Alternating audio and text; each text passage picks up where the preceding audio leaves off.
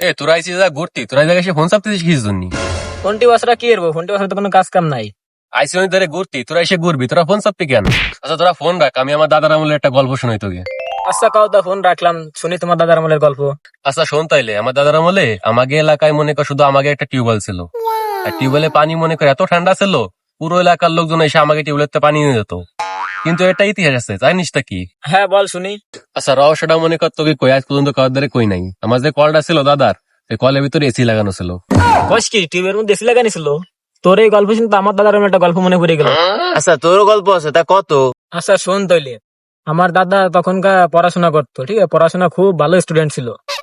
তখনকার পড়াশোনা এতই কঠিন ছিল যে সায়েন্স নিতে পড়তে যে কেন করে আত্মা কাঁপতো, ঠিক আছে। তখনকার 1000 ছাত্র থাকলে একজন সায়েন্স নিয়ে পড়তো, আর আমার দাদা তখন থেকেই 1 থেকে সায়েন্স নিয়ে পড়তো। কস কি ক্লাস 1 তে সায়েন্স নিয়ে পড়ছে? তো এই গল্প শুনে আমারও একটা গল্প মনে পড়ে গেল। তুইও গল্প কবি, কসাই শুনি। আমার দাদার একটা পেঁপে গাছ ছিল। পেঁপে গাছটা এত বড় ছিল, ওই পেঁপে গাছটা কাটে আমার দাদা 70টা খাট বানাইছিল। ওই খাট বানানোর পরেও আমার ঘরে যে খুঁটি দিস নে, ওই খুঁটি সবগুলো আমার ওই দাদার গাছ দিয়ে বানানো। ওই কাজ করার পরে আমার দাদা 70টা শোকেস বানাইছে। এখন মনে হয় এতটুকু পেঁপে গাছ বাইসে আছে।